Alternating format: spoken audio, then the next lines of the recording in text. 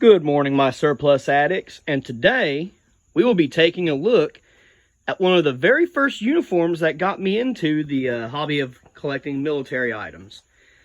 We will be looking at the Chinese People's Liberation Army's Type 07 Universal Combat Uniform. Now, this is a very interesting piece altogether. It has a very unique BDU style, but with some unique Chinese features added in. And I'll explain what I mean by that here in a second. Now, this uniform on the surface looks very much like a BDU. It's got a 4-pocket setup, as well as 1 pocket over here on the left sleeve. Now,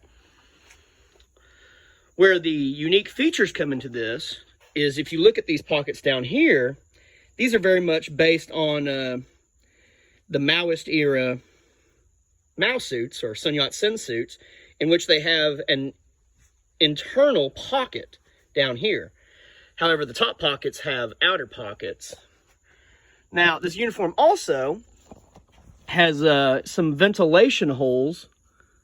Let me see, down here, let me see if I can get this a little clear, down here in the sleeves, or underneath the sleeves in the armpit. And another interesting feature is when you button this up, the collar, it's very reminiscent of the Mao suit collar. In terms of enclosures, all the enclosures are button. They're all button enclosures, including the jacket and the wrist. Now, one thing I'd like to point out that's very unique about the buttons, actually, is if you look at them, they have the PLA acronym on it, as well as this unique little color combination that's supposed to match with the jacket itself, which is very unique. Now, the material is actually very, very thin. You can actually see the lighting and the camo net in the background behind this, which on the surface may seem like a bad thing, but after having used this out in the woods a few times, and anytime it does get damaged, it can be repaired relatively easily, but it actually holds up pretty nicely. So it's not actually not that bad of a material, but it is thinner. Now, you also have your rank insignia up here on the collar, as well as your unit or branch of service right here. And that's how usually rank and insignia are displayed. Now, in terms of patches, if you look here on the arm, you'll see these little cloth inserts here, whatever you want to call them. Now, how that works is a typical PLA patch has a little thing that will go through these and will hook and loop on the back of the patch. And so it's kind of flimsy, but it mostly works. But it does get caught up on your LBV or whatever you're going to put over your jacket sometimes. But anywho, let's go ahead and take a look at the identification tags here. They're mostly just red chalk, I believe. It's not easy for me to read these, but from what I can tell, it looks like this was manufactured,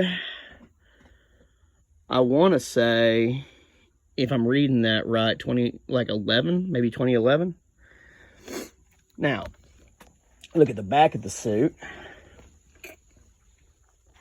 It's pretty much like a standard BDU, pretty much.